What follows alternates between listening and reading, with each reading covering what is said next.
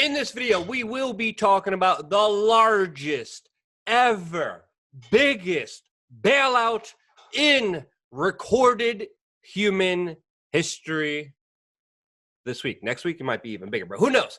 And of course, what I'm talking about right now is the supposed stimulus package that, according to the White House, is exceeding already $6 trillion. There's a lot of things inside of this monstrous bill. Me and Tim Pashot will get into that, plus a lot more. We're going to do a separate video on just all the other economic news, but this is news in itself. There's also negative interest rates. There's so much to get into, but that's why in this video, we just want to prioritize this stimulus package, which again, we did a video on the main channel about the potential of a digital dollar cashless society being pushed in it.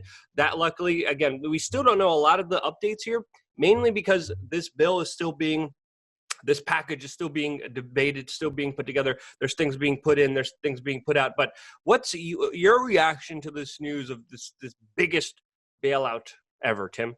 Yeah, thanks, Luke. And I hate starting off all these shows saying that this news is so crazy, because every single day we just have crazy news. But this is coming from Larry Kudlow, who's Trump's chief economic advisor. I've been following Larry Kudlow since I was 14 years old. Actually, one of the guys I work with, I used to work with Larry Kudlow, so I know a lot of different stuff going on with him. But an emergency stimulus package to bail out the U.S. economy amid the coronavirus pandemic will total $6 trillion, a quarter of the entire country's GDP, the White House said on Tuesday. The Trump administration economist Larry Kudlow said the package would include $4 trillion in lending power to the Federal Reserve, as well as $2 trillion aid package currently being hammered out by Congress. This package will be the single largest Main Street assistance program in the history of the United States. And I also want to point out that they actually specifically said that none of this money could go to any of Trump's hotels. So, of course, Chuck Schumer had to throw that one in there.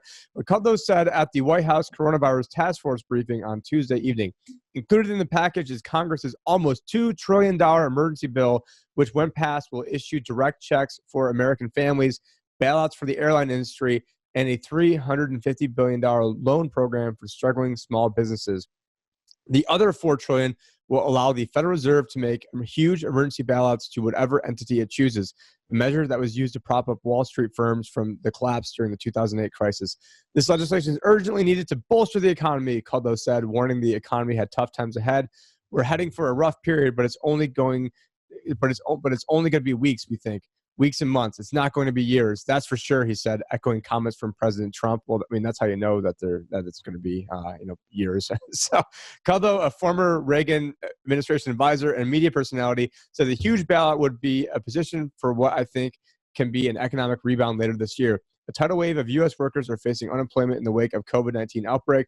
The White House officials warning of a 20% unemployment rate. And Larry Kudlow, I mean, when I first got on Facebook in 2004, I'm very weird, and at 18 years old, the very first show that I said I liked was the Kudlow Report. I mean, so no one can be here and accusing me of being some hater of Larry Kudlow. But one thing I will say about him is that he is always basically a shill for the Republicans. The guy sounds great with Democrats in there, sounds just like me. I picked up a lot of stuff from him early on. But even when Trump was in there, he was criticizing him left and right. And so there's a branch of economics. I mean, aside from Austrian, there's another theory called supply side economics. And Larry Kudlow is a supply side economist. I agree with everything he says when Democrats are in there. But then as soon as Republicans get in there, he basically throws all that out the window. He becomes a team player. And so by Trump, getting him into the White House, what he effectively was able to do was to silence one of his biggest critics, because now his critic was now on his team. And like a team player, he just always has to do what's good for the team. But unfortunately, what's good for the team is not what's good for me and you, is not what's good for the country. And, I just sort of see, Larry Kudlow as a political whore at this point. But, he's not an economist at this point. He is a media personality. I don't think no one's an economist. I think they're all screenplay writers of fiction, because this is what it seems like when you add up all the numbers. It just doesn't make sense. It's la la land. It's caca. It's doo doo. It's bull crap. And again, look what they're doing here. $4 trillion to the Federal Reserve to do whatever they want to with. $2 trillion and a part of that, $350 billion for loans for you. Meanwhile, all the other industries, the mega corporations, we're just going to give you money. That's not a loan. And to entice people to support this, out of this whole entire package now that's been put together, well, we're just going to give you $1,000, American, just to bribe you to say yes to this. And again, the amount of just cognitive dissonance here, the amount of just ignorance here, because people are like, this is great, we're going to get $1,000. Yeah. It's chicken scraps. It's nothing compared to the highway robbery happening right now by Wall Street and mega globalist corporations and industries that are run by people who don't have any allegiance to the United States. This whole globalization, New World Order effort is profiteering off of this entire crisis, hand over fist. And what, we get stuck with just a little bit of money to buy some toilet paper, maybe if it's even there. I mean, you got to be freaking kidding me. I mean, Ron Paul once said that foreign aid is taking from poor people in rich countries and giving it to rich people in poor countries. I mean, that's basically what's going on with the bailouts is, we've got all these, guys that own these cruise liners who are worth like $19 billion and, they've got to get, these huge bailouts and the owners of all these, airline companies. But, when it comes to, helping someone like me out or you or anyone watching this right now, we end up getting the shaft. It would have been cheaper for them to just give everybody, just pay off everybody's mortgage in 2008 than to go through all the crap that we went through. This is actually the rare circumstance that I actually agree with Alexandria Ocasio-Cortez, where she talks about how companies who do stock buybacks, who do stock buybacks, who shouldn't be entitled to the money. They should sell off some of their stock, lower their company's value. They should do the right thing since, of course, they were gaming the system in this way for years because of the, gray zone and all this other stuff. And now, I mean, specifically with the airline industry, you know what I think should be done here? I think there should be promised some relief money, and we should delay it. Then we should delay it again, and then delay it again without telling them anything. Give them an extra baggage fee or some handling fees. Charge them a little bit just for even entertaining this whole idea. Have them plan this whole thing out. Keep them waiting, and then cancel everything last minute to give them a freaking hotel voucher. That's what should be done to the airline industry. That's been I got no. They start charging me airlines, but overall the airline industry has been doing a lot of buybacks. Boeing specifically also. Boeing said no to the stimulus package because the United States said, well, if we're going to give you so much money, like we already have, we give you no bid contracts. You make all the bombs and all the military hardware to bomb the crap out of people in tents in the Middle East with multi-million-dollar infrastructure weapons and laser beams and all this other nonsense. Freaking laser beams. Yeah, that's not needed. Boeing, we coddled you. We gave you all this money. Well, we're going to want a stake. We're going to want some equity in your company if we're going to give you that much money. Boeing's like, no, that's a horrible idea. Scoffing at the idea. Meanwhile, everyone else has to pay back, this loan program for small businesses. Small businesses don't get a bailout. All these other industries, the hotel industry, the restaurant industry, the manufacturing industry, the beer industry, lobbyists are, everyone's staying at home. Everyone literally is quarantined. All these corporate lobbyists on K Street are having the busiest time of their life right now, running all around Washington, D.C., begging the government for socialism, for communism, which is essentially what this is. Again, this is all social control, top down of our economy, which is the most asinine, stupid thing that is depleting any life, liberty, and pursuit of prosperity from it with this ridiculous just blanket check to the Federal Reserve. Well, you'll get a little bit here, and that's how they get you. Because again, there are legitimate families who need that $1,000. But again, we have to understand here, this should still have people outraged in the middle of the street. Well, they can't do that now. This should have people outraged that this is happening right now. Am I being too hyperbolic here, Tim? What do you think? You're not. It drives me nuts. I see people saying, "Oh, you guys are, this is like doom porn and all this other stuff," talking about what was going on with the digital dollar. This is the event, and so I don't care that. Oh, how come we didn't cover Bitcoin going up 6 or 7%? Or it's not about the price of Bitcoin going up. It's about our freedoms, our prosperity, your children's freedoms, and everything is on the line right now. If they can get a digital dollar in place eventually, then what's going to happen is, what's going to happen is you guys just check out the video we did yesterday because I don't need to go rehash all those points.